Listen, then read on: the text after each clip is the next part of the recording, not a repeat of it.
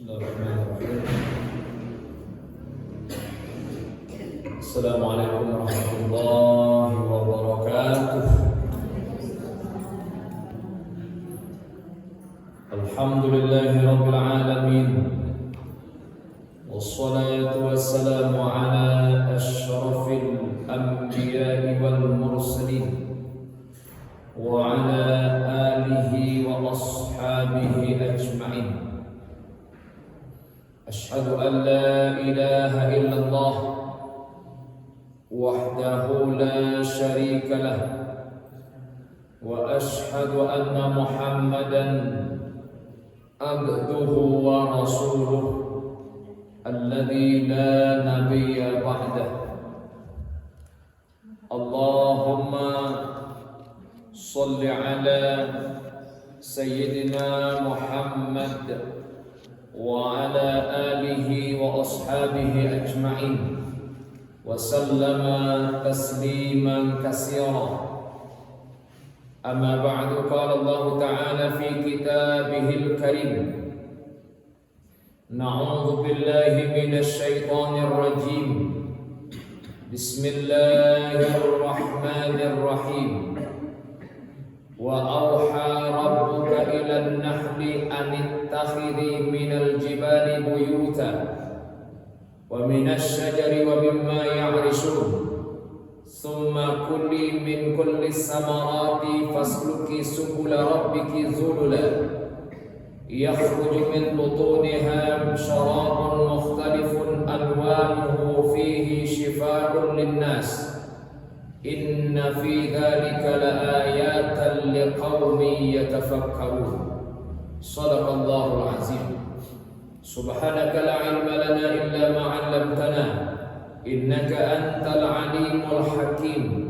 Rabbi shrah li sadri wa yassir li amri wahlul 'uqdatam min lisani yafqahu qawli. Bismillahilladzi la yadurru ma'a ismihi syai'un fil ardi wala fis sama' wa huwas samiul alim. Bismillahilladzi la yadurru ma'a ismihi syai'un fil ardi wala fis sama' wa huwas samiul alim. Bismillahilladzi la yadurru ma'a ismihi syai'un fil ardi wala fis sama' wa huwas samiul alim. Kaum bapak dan kaum ibu, kaum muslimin, kaum muslimat, sidang jamaah maghrib yang dirahmati oleh Allah. Pertama, kita awali pengajian kita malam ini dengan mengucapkan alhamdulillahirabbil alamin atas segala nikmat yang selalu dan senantiasa Allah berikan kepada kita, sehingga dengan nikmat yang Allah berikan itu pada malam hari ini kita bisa datang dan hadir ke ruangan mushola kita dalam rangka melaksanakan ubudiyah kita, sholat maghrib secara berjamaah. Rasulullah sallallahu alaihi wasallam bersabda, "Man tawaddo'a lis-shalah." Siapa yang berwudu untuk sholat, fa asbaghal wudu, maka dia sempurnakan wudunya baik-baik, dia sempurnakan basuh mukanya, dia basuh tangannya, dia sapu kepalanya, dia basuh kakinya dengan sempurna. Summa masya ila salatil maktubah, kemudian dia berjalan dari rumahnya menuju salat wajib. Fasallaha ma'an nas au fil jamaah au fil masjid, maka dia sholat bersama-sama dengan manusia berjamaah di masjid. Maka kata Nabi, ghafarallahu lahu dzunubahu, Allah ampunkan segala dosa yang pernah dia kerjakan. Maka kita bermohon kepada Allah Subhanahu wa taala, semoga selesai sholat maghrib kita kerjakan sebentar tadi, Allah ampunkan segala dosa-dosa kita. Amin ya rabbal alamin. Kemudian sholawat beserta salam kita kirimkan buat Nabi kita Rasulullah Muhammad sallallahu alaihi wasallam. Mudah-mudahan setiap pribadi kita akan tetap setia kepada Rasulullah sampai akhir hayat kita masing-masing, tentu dengan tetap berpegang teguh kepada Al-Quran dan sunnahnya. Mudah-mudahan kita nanti di akhirat akan mendapatkan syafaatnya Rasulullah sallallahu alaihi wasallam. Apa-apa ibu-ibu, kaum muslimin, kaum muslimat, para pemuda dan para remaja, hadirin hadirat yang dirahmati oleh Allah. Pengajian kita yang sangat terbatas malam ini akan kita landasi dari sebuah sabda Rasulullah sallallahu alaihi wasallam dalam yang terdapat dalam kitab Musnad Ahmad bin Hanbal. Musnad Ahmad bin Hanbal. Maaf, salah satu imam mazhab yang terkenal, salah satunya Imam Ahmad bin Hanbal. Ada 4 ulama mazhab yang terkenal.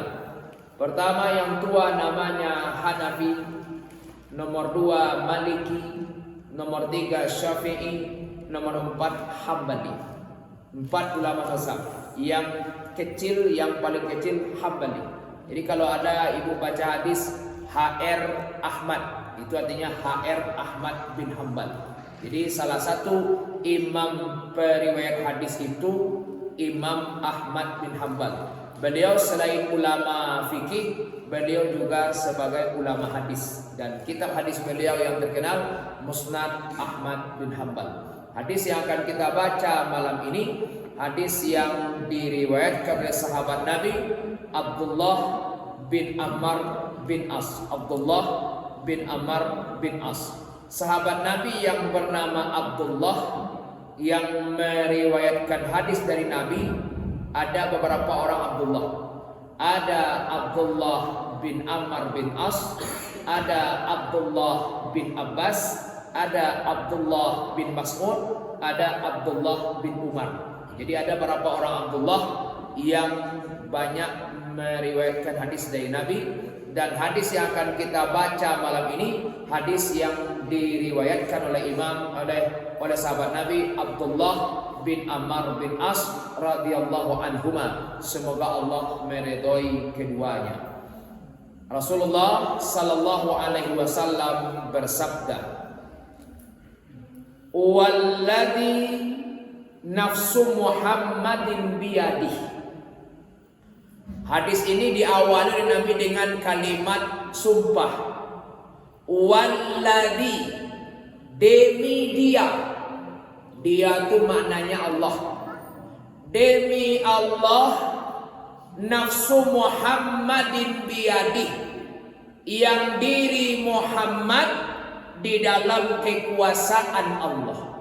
Jadi kata Nabi, demi dia, demi Allah, yang diri Muhammad ini di dalam kekuasaannya. Bapak Ibu, kalau ada ayat, ada hadis diawali dengan kalimat sumpah, maka itu tandanya yang akan disampaikan itu adalah sesuatu yang sangat penting. Maka dipakai kalimat sumpah. Maka kalimat sumpah itu, huruf bersumpah itu, huruf kasam itu ada 3. Ada waw, ada ba, ada ta. Wallahi, billahi, tallahi. Maka 3 huruf kasam, huruf bersumpah itu 3. Wallah, billah, tallah. Artinya demi Allah. Maka kalau kalimat sudah dipakai kalimat sumpah, itu artinya tidak ada lagi kalimat yang lebih tinggi daripada itu. Itulah kalimat terakhir untuk meyakinkan, untuk menyatakan sesuatu yang sangat penting. Maka kalimat wallahi, billahi, tallahi itu dipakai. Artinya apa? Tidak ada lagi kalimat yang lebih daripada itu. Jadi kalau pakai sumpah itu bukan main-main lagi. Lah, itu tidak bisa dipermainkan lagi. Maka ingat, saya sampaikan, kalau tidak perlu bersumpah, jangan bersumpah. Sebab apa? Berat sumpah itu. Kalau dia sudah diucapkan, maka jangan sekali-kali dipermainkan. Mesti orang ini kan seketik-seketik sumpah demi Allah, demi Allah, demi Allah. Gampang aja. Jangan main-main dengan sumpah. Itu kalimat bukan kalimat untuk dipermainkan. Maka hati-hati. Kalau kalimat sumpah akan dibaca, maka pikir dulu. Kenapa? Ini kalimat yang bukan untuk dipermainkan. Maka maaf sekali-kali Bapak Ibu, kalau menyambut sumpah, maka sumpah itu ada dua. Pertama, ada orang bersumpah untuk tidak melakukan yang halal. Yang kedua, ada orang bersumpah untuk tidak melakukan yang haram. Dua. Ada model dua. Ada orang bersumpah tidak akan mengajukan yang halal. Dan ada orang yang bersumpah untuk tidak akan mengerjakan yang haram. Contoh, pertama, ada orang memakai kalimat sumpah untuk sesuatu yang halal. Dia bersumpah untuk tidak mengajukan yang halal. Contoh, adalah tiba masuknya musim durian. Musim durian. Ketika musim durian tiba, adalah di antara apa atau ibu tu nan antu durian. Antu durian. Jadi kalau macam lihat durian tu hendak tangguang titik selera. Apalagi pakai nakai ada orang menjual itu. Nampaklah bau-bau durian sidan. Ditanyalah, barang durian cepak.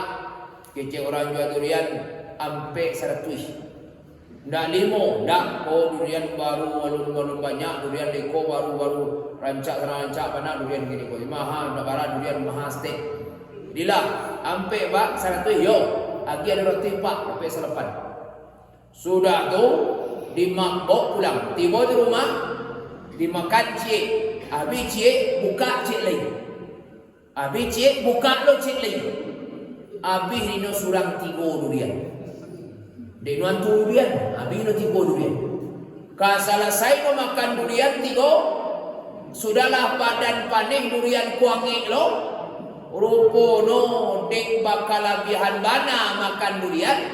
Akhir no dek basurang awak no muntah kayak lah sudah. Muntah kayak.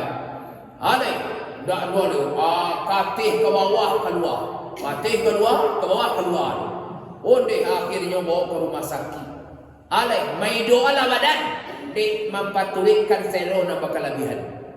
Akhirnya dek lah merasukan akibat terlalu mempatulikan selero. Akhirnya apa? Menyasalah ketika itu tiba. Ketika menyasa tiba, keluarlah ucapan di mulutnya. Demi Allah, mulai hari kini dendak makan durian dulu. Demi Allah, mulai hari kini wadah dan makan durian dulu. Makan durian halal? Halal. Kini nyoba sumpah ndak makan durian. Artinya apa? Dia haramkan durian buat dia dengan sumpah yang dia baca.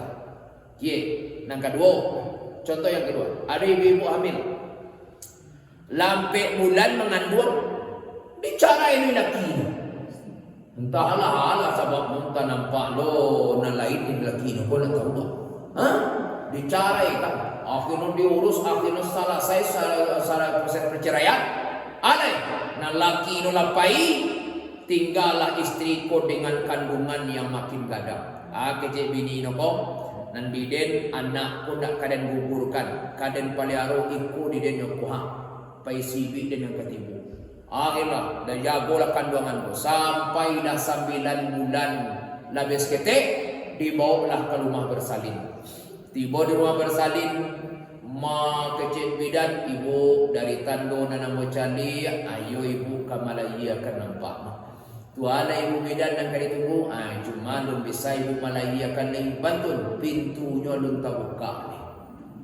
Sudah buka pintu no, bayalan dah ibu naik turun di janjang tu, naik turun.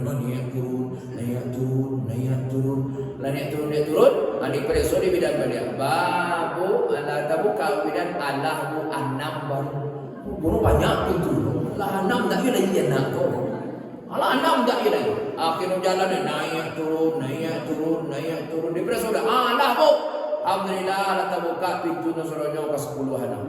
Lah terbuka pintu no. Alih ketika lah terbuka pintu, katuban lah pecah lo. Ajan no tibo. Ketika ajan tibo, bidan kan mengomando macam no. Taruh bu. Dia taruh ya. Ibu nan Malayan ko. Oh deh, pakaian Malaya. Bantu pakaian. Anak ko normal. Indak sonsang, indak memelintang. Cuma ibu ko dulu ketika hamil makan es ko bakal lebihan. Makan es ko 5 kali sehari. Dia banyak makan es kambang anak ko. Sehingga pas Malaya kan payah. Sakit ngilu. Kabar oi. Alhamdulillah lu pernah hamil sebagai ini luar. Dia jadi. Tapi kabar macam tu. Nana boy cari ibu tu melayakan dia sakit luar biasa. Sakit ngilu. Tapi alhamdulillah be dipandu di bidan taruh ibu santai saja. Taruh.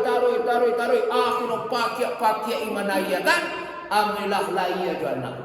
Pas laya dijawab di bidan. Sudah dijawab di bidan, langsung diguntiang tadi hari-hari dan masa buang ke saudara, diguntiang anak dilap, contoh di barunya kain panjang.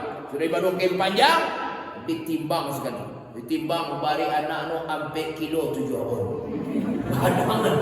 Banyak pakai Malayan. Ampe kilo 7 on. Sudah melayakan batambah lo sakit celi alai bajai lo ni. Bagi ki bantah. Mode itulah para seni ibu Malaya kan ibu. Kak kurang ajar, jo anakku kurang gaek na udah utang anak. Lah mode itu sakit orang gaek Malaya kan kau orang ajar je ni kurang gaek. Malawan je ni ayo nak utang anak-anakmu. Lah mode itu sakit sudahlah sakit, melayakan sakit, bajain sakit. Akhirnya apa? Ndak tanggung leh. Sudah hanya malayan macam tu. Tabayanglah sakit nan mode itu tadi melayakan tambah lu manjain nak tanggung pula sakit no. Akhirnya apa? Ketika tu keluarlah ucapan di muncul ibu. Demi Allah, mulai hari kini waden dak kabala laki-laki do. Ini kan laki, no kalau cara ini laki do. Den dak kabala laki do. Bantul. Beko kalau laki den mengandung lo dia. Tu malaiya kamu lo dia. Sakit lo kau dak tahan nah. Bayalan demi Allah waden dak kabala laki do. Balaki halal lo. Halal, tapi kini bersumpah tidak kabalaki do. 2 contoh. 1, demi Allah ndak makan durian do. 1, yang kedua demi Allah saya ndak kabalaki do. 2 contoh. Makan durian halal, basuami halal, tapi bersumpah ada ndak kabalaki, ada ndak makan durian, bersumpah dia. Dan ketika sumpah diucapkan sudah tercatat di hadapan Allah. Kamu sudah mengucapkan sumpah. Alai, selesai sumpah diucapkan, berapa waktu kemudian tibulah masono musim durian tibu lo balik. Maka nak kai orang jual durian lo. Di Bali no durian ko balik ke 3,000. Sudah di Bali 2,000 dibawa pulang. Tiba di rumah pas kali buka, astagfirullah. Aduh. Aden dululah bersumpah demi Allah ndak makan durian. Ale tak jadilah mematan dan bawataan durian balik. Ale awak lah bersumpah dulu ndak makan durian. Okey. Tiba ibu tadi nan malaikan sakit ndak tangguh satu bersumpah demi Allah den ndak kabalaki ledo. 6 bulan sudah malaikan laki sakit malaikan tu lalu lupa balik. Lah mareben lo barang ko. Mareben ba la taraga lo ado lo laki-laki na ketujuh jinyo. Ninyo ketujuh lo laki-laki tu. Tapi ba takana astagfirullah awak dulu banazar la basumpah demi Allah wa dendak kabalaki balaki. Alai sumpah sudah diucapkan. Sementara awak ingin tapi sumpah lah tak ucapkan. Apa lagi? Maka untuk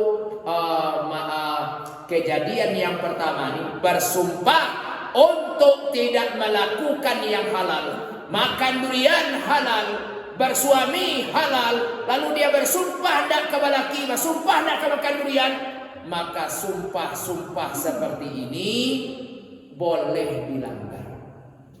Boleh dilanggar dengan syarat bayar kafarat, bayar dendanya.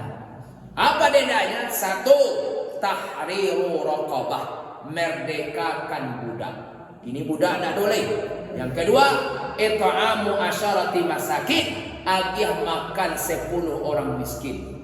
Atau au kiswatuhum, agih pakaian 10 orang miskin. Atau fasiyamu salasati ayyam, puasa 3 hari, boleh berturut-turut, boleh tidak. Itulah kafarat bagi orang yang sudah terlanjur bersumpah, dan sumpah ini sesuatu yang halal, tapi bersumpah tidak mengerajukan, maka boleh dia dilanggar dengan syarat bayar dendanya, bayar kafaratnya. Maka untuk sumpah yang pertama ini boleh dia dilanggar dengan syarat bayar dendanya. 1. Dan kedua, ada orang bersumpah tidak akan melakukan yang haram. Contoh, ketika dia selesai pemilu petang, jadi sia gubernur, sia bupati, sia wali kota, dan orang-orang yang akan diangkat menjadi pemimpin ini, ketika sebelum mengemban jabatan, dia diambil sumpah jabatan pakai Quran, dia tahan di 30.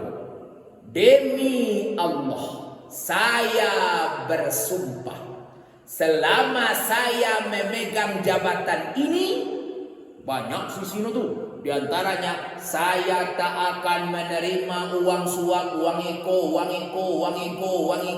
tidak akan terima. Akan melaksanakan tugas dengan sebaik-baiknya. Tidak akan menerima uang ini, macam-macam lah sumpah, no. Dan selesai sumpah itu diucapkan, maka ini adalah sumpah yang tak bisa dilanggar.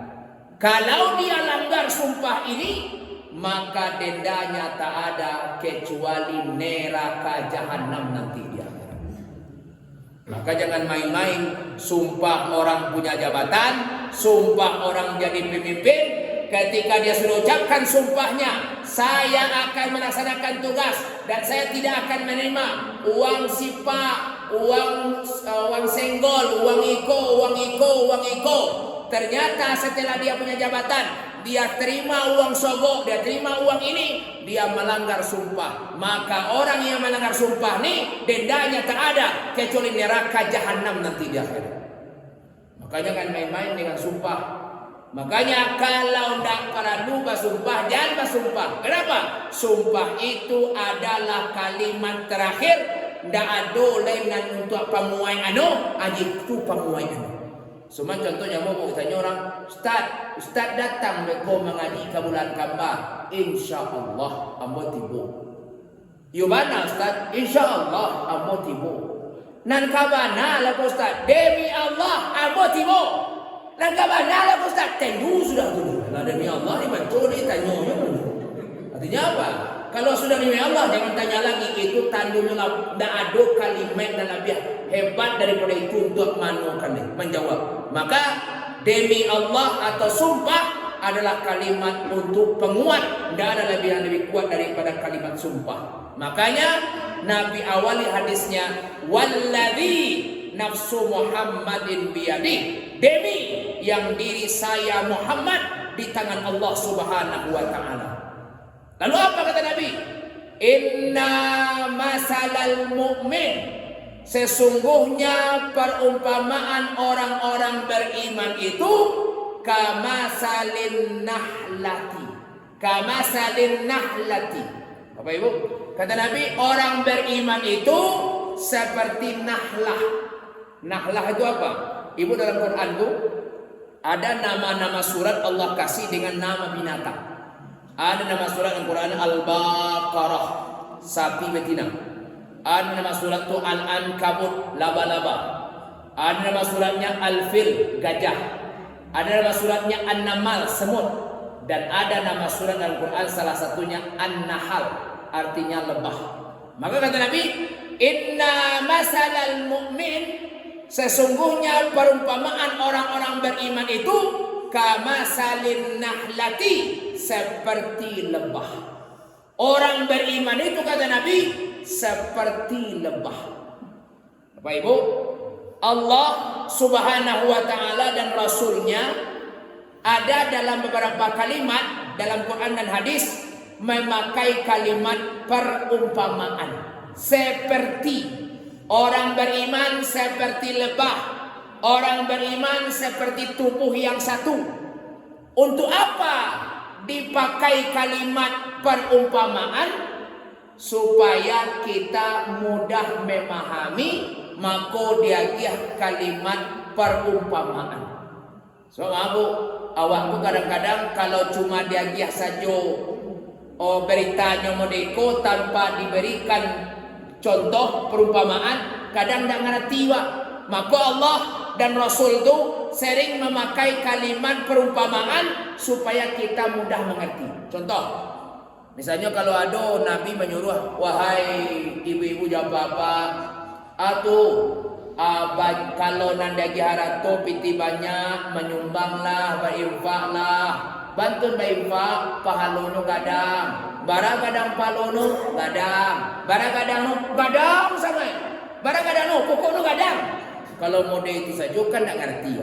Maka Allah mengiyakan perumpamaan supaya tabayang itu gadangnya dia di Allah perumpamaan. Ayat Allah, masalul ladzina yunfikuna amwalahum fi sabilillah. Perumpamaan orang-orang yang menafkahkan hartanya di jalan Allah. Kamasali habbatin, seperti orang yang menanam satu biji.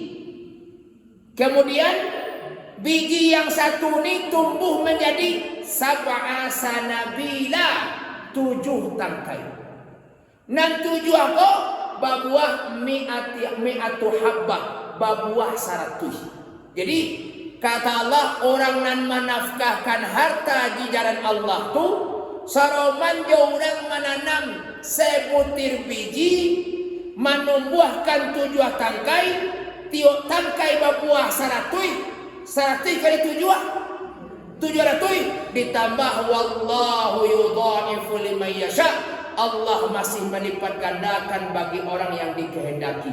Kalau lama itu nampak di manusia, oh iya kadang kalau bersedekah mah cie jadi 7 jadi 700 dilipat gandakan di Allah. Ayo kadang palu berinfak koma. Maka Allah agihkan perumpamaan supaya kita lebih mudah memahami dan tergerak hati kita untuk beramal. Maka dia agih perumpamaan. Contoh cilik. Aku Nabi, ibu-ibu ya bapak, antan lah orang mati kapubua. Sebab pahala nu gadang. Bara gadang pahala Nabi gadang. Bara gadang no pokok nu gadang. Baik sila. Kalau model itu kan tidak lama cara. Lalu Nabi magiakan. Aku Nabi, man syahidal janazata, siapa yang menyaksikan jenazah. Terangah di surah An-Musala, inna lillahi wa inna ilaihi raji'un. Lah meninggal dunia orang tua kita, namu itu, suku itu, mus itu meninggal di sini, akan dikuburkan di sini, Ketika menengah orang meninggal, datang ke rumah. Tiba di rumah tu cari atau tiba di rumah dinantiano sampai orang mandian, sampai orang mengapani, hatta yusalli alaiha, sampai dia ikut menyolatkannya. Sajak meninggal sampainya satu menyembayangkan, maka kata Nabi, falahu qiratun, untuk orang yang seperti itu dapat pahala 1 qirat. Kalau sampai sembayang 1 qirat. Lalu man syahidal janazata, siapa yang menyaksikan jenazah sajak dari meninggal sampai memandikan, sampai mengapani, sampai menyembayangkan, hatta tudfan, sampai 1 mantan ke kubur. Sajak dari meninggal sampai ke kubur 1 mantakan, maka kata Nabi, falahu qiratani, maka untuk dia pahalanya 2 qirat. Bertanyalah sahabat, mal qiratani ya Rasulullah? Wahai Rasulullah, baratu 2 qirat itu apa? Kata Nabi, mislul jabalaini azimaini. Dua qirat itu kata Nabi lebih kurang sama gadangnya dengan 2 gunung Uhud nan di Makkah, yang di Madinah. Maka tu kadang, maka tabayang dengan manusia gunung Uhud, tu kadang gunung Uhud di Madinah. Oh, sagadang 2 kali tu kadang pahala bagi orang nan mantakan jenazah sajak meninggal sampai ke kubur, dapat pahala sagadang 2 kali gunung Jabal Uhud. Barahal hebat menilai. Maka semangatlah orang untuk mantakan jenazah. Kenapa? Karena Allah berikan nilai yang luar biasa. Maka Nabi mengawali hadisnya ini, inna masalal mu'min, sesungguhnya orang beriman itu kata Nabi, kamasalin nahlati, seperti lebah. Maka kalaulah mengaku kini beriman ke Allah, maka kata Nabi orang beriman itu kamasalin nahlati, seperti lebah. Lebah, tu nak contoh doa.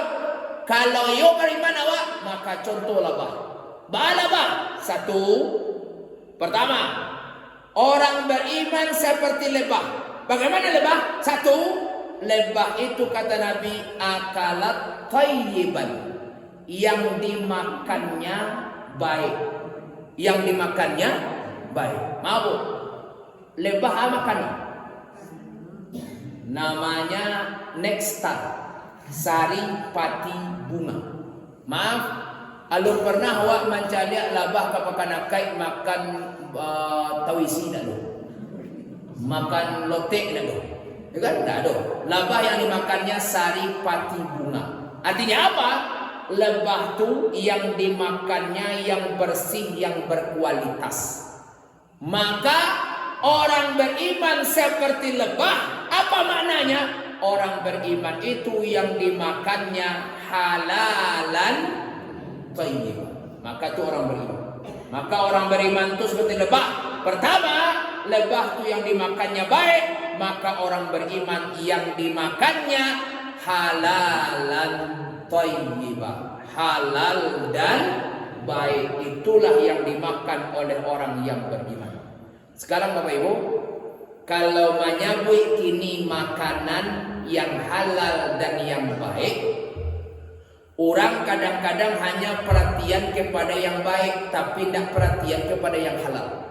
Yang baik dia perhatikan, bergizi, berprotein, bervitamin. Iyo, itu makanan Eropa kok, itu makanan Cina kok, itu makanan Jepang kok. Jepang kok banyak aku makan makanan di pasar tu, minori bento lah nan macam-macam tu. Maaf nih orang beriman, yang dimakan tu yang penting tu bukan masalah makan mana dari negeri apa, tapi apa yang dia pertanyakan pertama, halal tak? Itu dulu yang dia tanya, halal tak? Nak minuto melo. Sekarang kan orang main TST begini, talata santuang tawi, talenga lapiah tawi, halal haram beko dia gali, nani jual nak gini ni sesuatu lo. Akhirnya apa? Orang main sikat saja, tak boleh halal haram. Mabuk. Aduan apa di bawah anaknya ke pasar. Tiba di pasar, bawah je bini no kai ke pasar. Tiba di pasar ngecek anak. Pa, apa? Litak pari wak pa. Cuma kanawak simpang raya, ndak simpang raya pa. Tahu ampera, apa dia ampera? Tu atau ke makanan awak taraga makanan apa? Makan ayam tengah sawah. Ada ayam tengah sawah namanya bahasa arti itu, ayam tengah sawah. Bahasa Inggrisnya Texas chicken itu. Texas tengah sawah city. Chicken ayam, jadi ayam tengah sawah kan itu.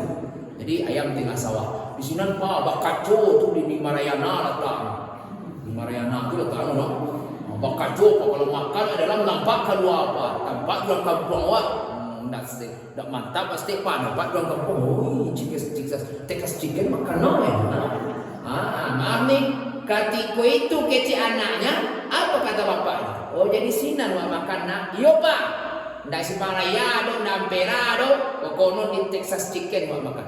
Orang tua beriman tuh ketika dia akan, sinan dia bertanya pertama itu, Aden bawa anak den makan kesinan kuah. Nan kali makan sinan pasti ayam goreng kuah.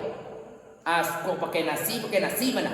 Tapi yang jadi masalah ayam goreng kuah. Pertanyaan di kepala apa na tu? Den bawa anak den makan ke Texas Chicken. Pertama, ayam di Texas Chicken tu nama nabiah siap. Orang Islam manabiah atau orang kafir. Jadi, yang kedua, kalau memang orang Islam manabiah, lain baca bismillah, apa jatuh tu indah.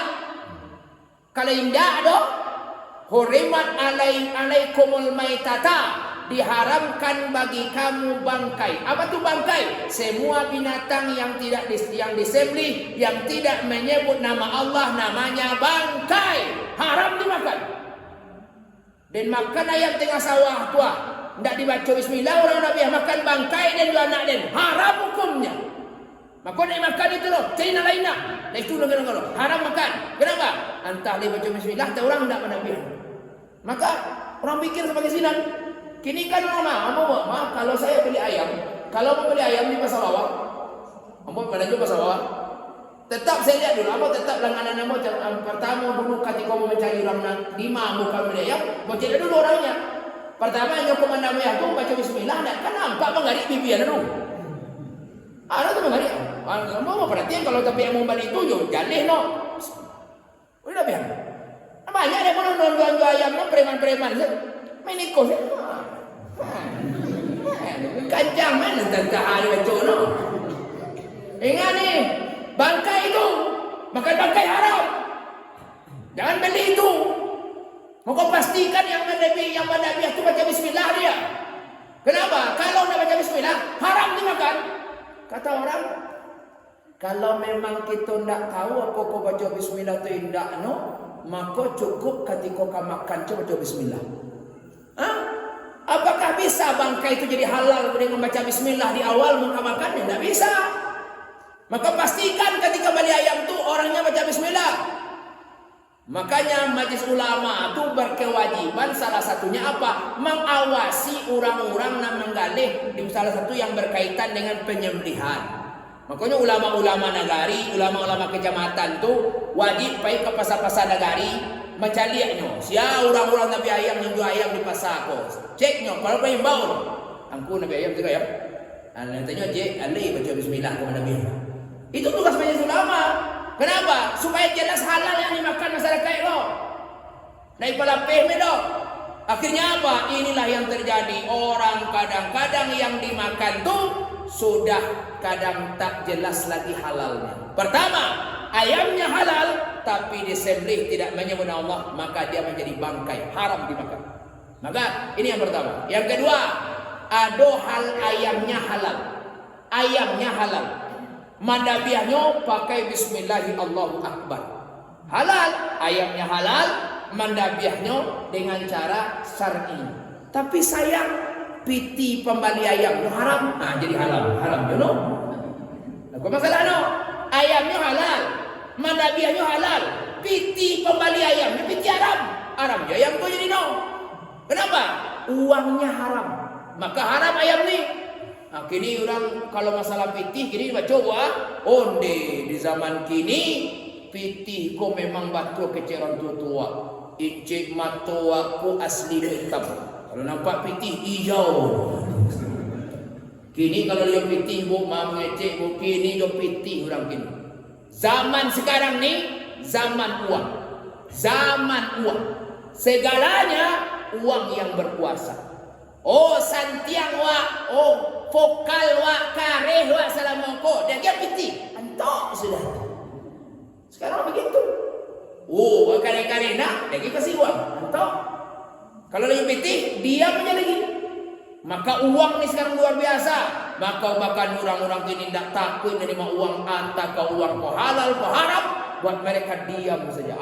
Yang pokok kini ko anak makan, bini makan, keluarga makan. Batu puluh ni modeko keadaan ini. Akhirnya apa? Uang-uang haram ni banyak sekarang yang berkeliaran. Bahkan orang tak takut lagi makan uang haram ni. Tak takut lagi. Alah, zaman kini haram ke haramnya kita baca manganan halal dan haram supaya jadi noin. Akibatnya apa? Dia makan yang haram, dia terima uang haram, dia terima uang haram, dibalikan kabari, dibalikan sama. Uang apa yang dimakan? Makan apa yang dikasih sama anaknya?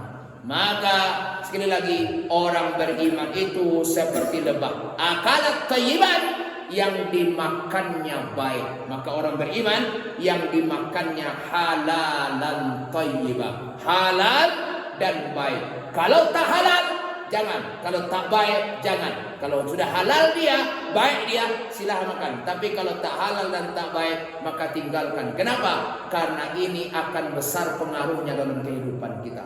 Maka yang pertama kata Nabi, orang beriman itu seperti lebah. Lebah yang pertama, akalat thayyiban, yang dimakannya baik. Yang kedua kata Nabi, lebah itu setelah yang dimakannya baik, yang kedua wa wada'at thayyiban, yang dikeluarkannya baik. Yang dimakannya baik, yang dikeluarkannya baik. Ada keluar lebah madu. Madu itu syarabun mukhtalifun alwan, minuman yang berbagai macam warnanya, dan dia bisa menjadi syifaun linnas, menjadi obat bagi manusia. Lebah yang dimakannya baik, yang dikeluarkannya madu yang berkualitas. Maka orang beriman pada itu, nan dimakan yang halal, yang baik, maka fikirannya, ucapannya, perbuatannya semuanya baik. Kenapa? Karena yang dia makan baik. Maka orang kalau makannya elok, makannya halal, insya Allah pikirannya elok, keceknya elok, perbuatannya elok. Kalau nak dimakan ku elok. Tapi kalau nak dimakan ku haram, yang dimakan ku kumua, utak no kumua, kecek no kumua, karena jauh no kumua. Kenapa? Yang dimakannya harta yang kotor. Maka makanan yang bersih, yang halal akan berpengaruh ke pikiran, akan berpengaruh ke munculan ke ucapan, dan akan berpengaruh kepada perbuatan kita. Maka ucapan, perbuatan, dan pikiran akan berpengaruh dari makanan yang kita makan. Maka orang beriman itu karena yang dimakannya halal, yang dimakannya baik, maka ucapannya baik, lidahnya baik, pikirannya baik, dan perbuatannya baik. Maka inilah orang-orang yang beriman dalam kehidupan. Maka ibu-ibu dan bapak, kita jadikan ikut sebagai pelajaran untuk kita, bahwa kita orang-orang beriman wajib dan selalulah menjaga diri dari segala hal yang berkaitan dengan makanan-makanan yang tidak halal. Jaga, jangan sampai masuk ke dalam diri-diri kita dan anak-anak kita. Ingat, ingin menjadi pribadi yang soleh, ingin menjadi anak yang soleh, ingin menjadikan keluarga kita keluarga soleh, kasihlah dia, keluarga kita, makan harta yang halal. Insya Allah kita akan menjadi orang-orang yang soleh. Tapi kalau ada tuaran dan bagiakan, ada tu subhat dan bagiakan, maka keluarga yang soleh jauh nan kadape keluarga toleh. Keluarga toleh. Apa tu toleh? Toleh artinya rusak. Keluarga yang rusak. Kenapa? Karena yang dimakannya rusak. Maka perbuatannya juga akan rusak. Maka oleh karena itu, Bapak Ibu, kita jadikan pelajaran dari hadis Nabi ini, bahwa orang beriman seperti lebah. Di mana dia? Yang dimakannya baik, yang dikeluarkannya baik. Maka orang beriman yang dimakannya yang halal, yang baik, dan yang dikeluarkannya, ucapannya, pikirannya, perbuatannya juga pikiran, ucapan, dan perbuatan yang baik. Kenapa? Karena yang dia makan makanan yang halal dan thayyib. Mudah-mudahan hadis Nabi yang pendek ini akan menjadi bahan renungan kita untuk bisa kita amalkan dalam kehidupan kita. Maka jaga baik-baik makanan kita dan makanan anak-anak kita. Semoga kita selamat dunia, selamat nanti di akhirat. Ingat kata Nabi, man nabata lahmuhu minas sukhti war riba. Siapa yang tumbuh dagingnya dari harta haram dan harta riba, fannaru aula bihi, maka nerakalah tempat yang paling pas untuk orang-orang yang seperti itu. Maka kita berharap daging kita tumbuh dari yang halal, yang anak-anak kita dagingnya tumbuh dari yang halal, sehingga mudah-mudahan kita terjauh dari api nerakanya Allah Subhanahu wa taala nanti di akhirat. Jaga makanan baik-baik, jaga makanan anak kita, semoga kita menjadi orang-orang yang soleh, anak-anak kita jadi anak soleh dan solehah, selamat dunia dan selamat sampai nanti di akhirat. Bapak-bapak, ibu-ibu, barangkali ini yang bisa kita sampaikan dalam kesempatan yang terbatas ini. Mudah-mudahan yang sedikit ini bermanfaat buat kita bersama. Diperbanyak maaf. Alhamdulillahirabbil alamin. Assalamualaikum warahmatullahi wabarakatuh.